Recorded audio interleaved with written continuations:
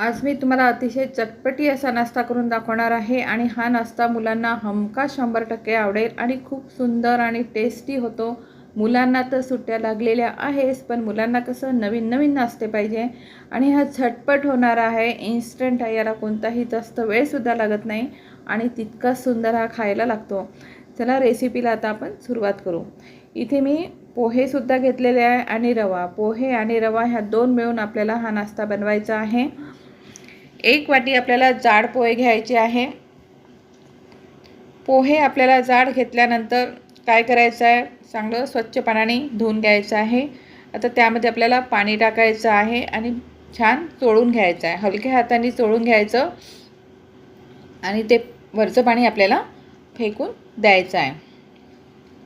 2 मिनिटं हे पोहे आपल्याला असेच ठेवायचे आहे आणि नंतर त्यामध्ये आपल्याला 1 वाटी रवा घ्यायचा आहे। रवा इथे मी बारीक रवा वापरलेला आहे आणि 1 वाटी आपल्याला रवा घ्यायचा आहे। अर्धी वाटी आपल्याला दही घ्यायचं आहे। दही जास्त आंबट घ्यायचं नाही, फ्रेश दही असेल तर खूपच छान। आणि सगळं साहित्य आपल्याला छान मिक्स करून घ्यायचं आहे। तिन्ही साहित्य आता मिक्स करून घ्यायचं आहे आणि त्याला 5 मिनिटं रेस्ट करायला ठेवायचं आहे। बघा मस्त फुलून आलेला आहे। त्यामध्ये आपल्याला पाणी टाकायचं नाही।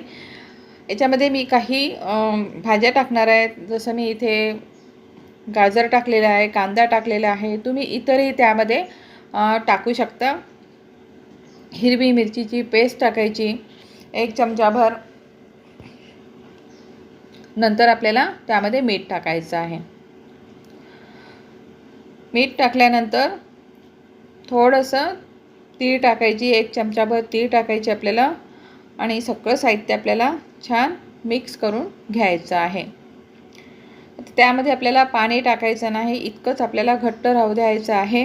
नंतर त्याचे आपल्याला वेगवेगळ्या आकाराचे तुम्ही, आता मी इथे गोल केलेले आहे, गोल करून चपटे करायचे, तुम्ही वेगवेगळे आकार त्यामध्ये देऊ शकता। आणि प्लेटला थोडंसं तेल लावायचं आणि ही प्लेट आपल्याला छान वाफवून घ्यायची आहे। वरून आपल्याला झाकण ठेवायचं आहे आणि 10 मिनिटं हे प्लेट आपल्याला वाफवून घ्यायची आहे। बघा मस्त कलरसुद्धा चेंज झालेला आहे आणि छान वाफवलेलं आहे। चेक करून बघायचं, काहीच लागत नाही चमच्याला किंवा सुरीला।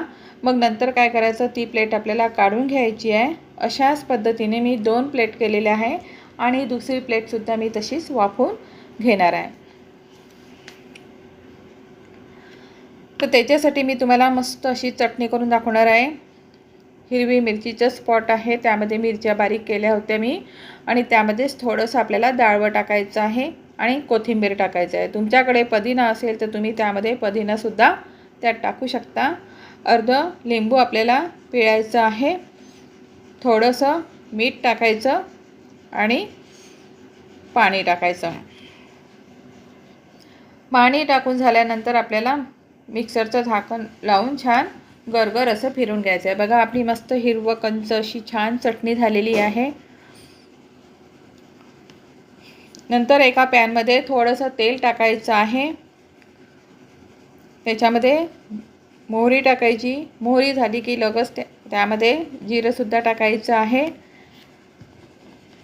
आणि थोडीशी हळद टाकायची किंवा तुम्ही त्यामध्ये थोडंसं तिखटसुद्धा टाकू शकता। नंतर आपल्याला कढईमध्ये टाकून छान असं हे करून घ्यायचं आहे। जास्त 2 मिनिटंच होऊ द्यायचं, जास्त वेळ करायचं नाही। आणि त्याला छान वाफ आली की मग वरून सांबार पेरायचा आणि ह्या चटणीसोबत खायचा। याच्यासमोर तुम्ही इडलीसुद्धा खालनं तीसुद्धा फिकी फेडेल, इतकी सुंदर हा नाश्ता होतो आणि हा नाश्ता झटपट होणार आहे, काहीतरी वेगळाच आहे। चला व्हिडिओ आवडला असेल तर लाईक करा आणि शेअर करा।